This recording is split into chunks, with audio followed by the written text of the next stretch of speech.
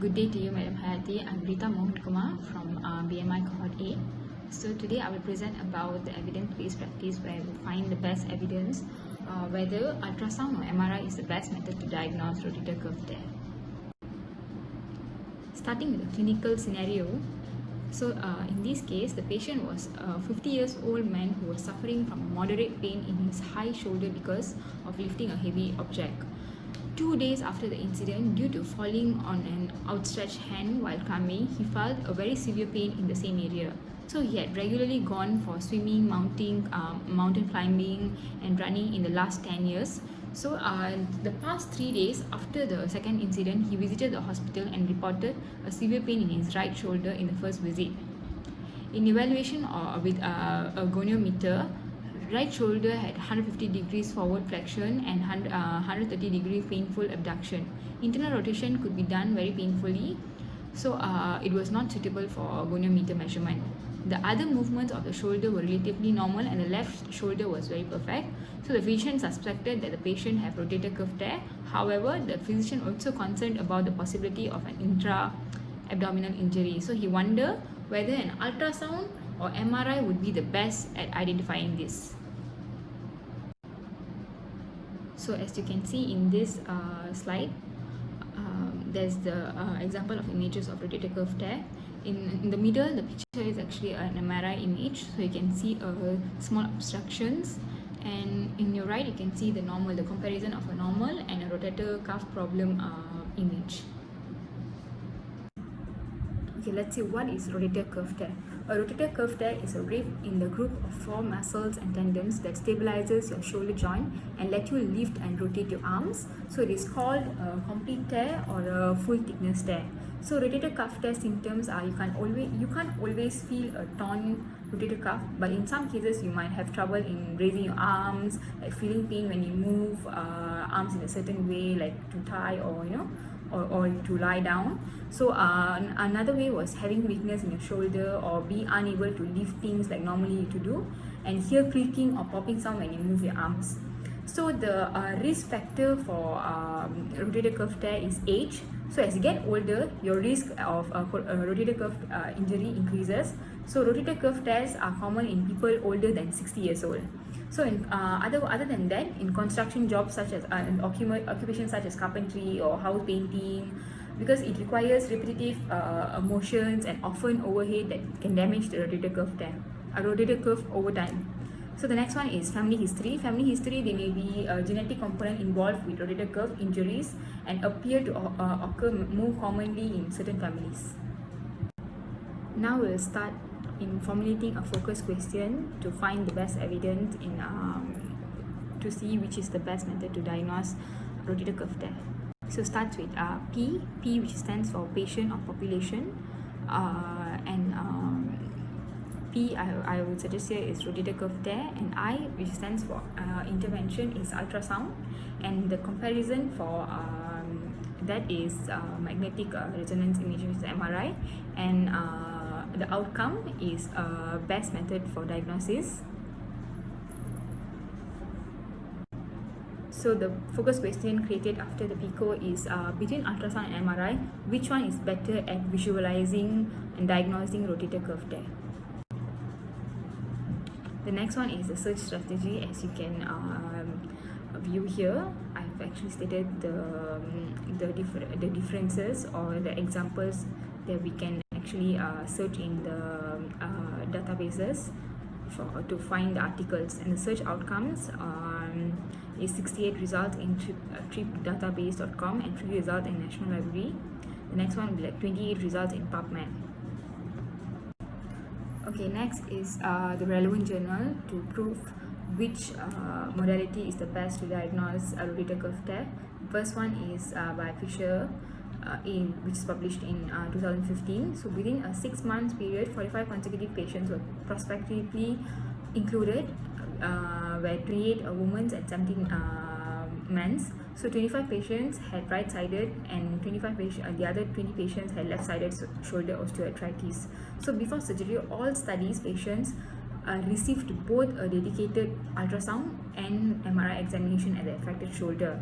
So the limitation for the studies was only patients with osteoarthritis of the shoulder were included, so that the number of patients is limited. But further studies with higher patients are desirable to reassure the statements.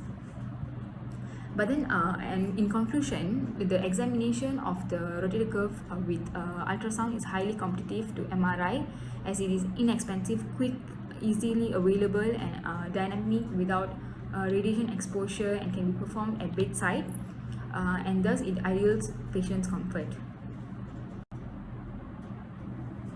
Okay, next relevant journal is by Mutasib, published in 2019. So the targeted people is 86, where 60 females and 26 males.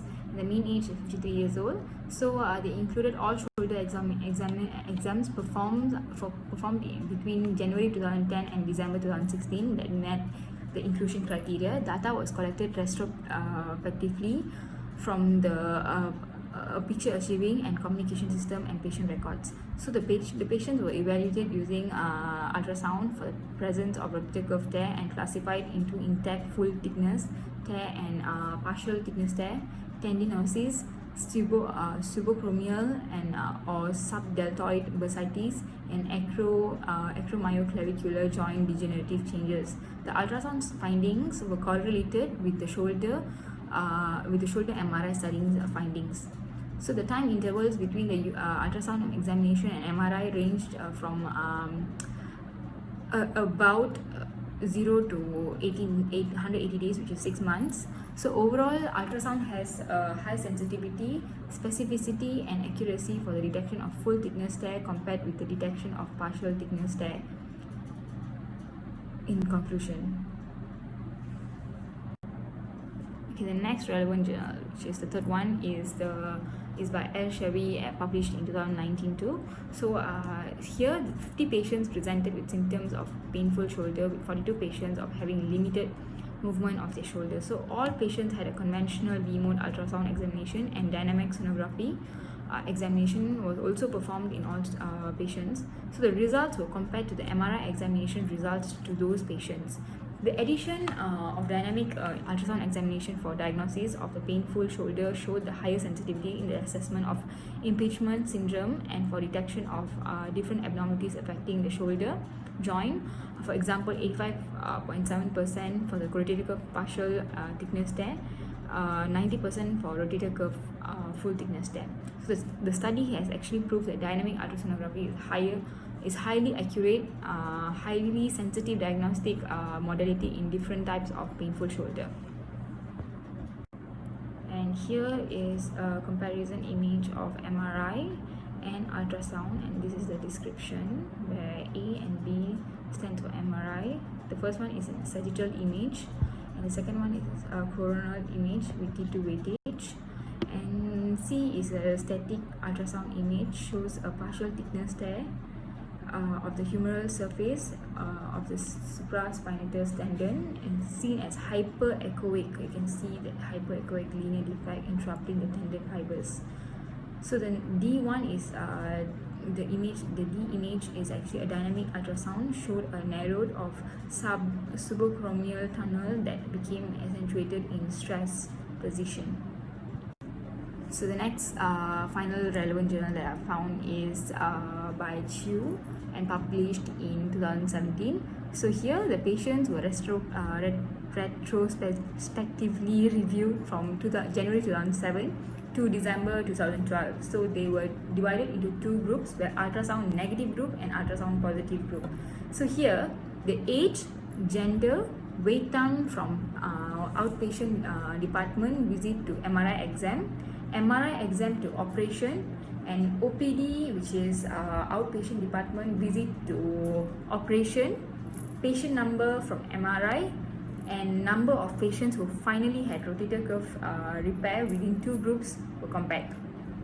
So the wait time of OPD visit to operation and MRI to operation in patients who received shoulder ultrasonography was significantly less than that in patients did not receive shoulder ultrasonography screening. So only 23.8% of the patients with a suspected rotator cuff injury undergone arthroscopic rotator cuff repair before ultrasonography was applied as a screening tool. So the percentage increased to 53.6 after orthopedic surgeons started using ultrasonography as a screening tool for a rotator cuff tear. So office-based, the shoulder ultrasound examination can reduce the wait time for a shoulder MRI than a shoulder MRI. So the efficiency of determination of rotator cuff will also increase after the introduction of shoulder ultrasonography. So in conclusion, the examination for rotator cuff with ultrasound is highly competitive to MRI, as it is inexpensive, quick, easily available, dynamic, without radiation exposure, and can be performed at bedside, and thus it is an ideal for patient's comfort. On the other hand, ultrasound depends considerably on examiner's experience and has constituted standard of examination. For patients with limited range of motion, especially external rotation, ultrasound is less consistent with MRI in the diagnosis of subscapularis tear.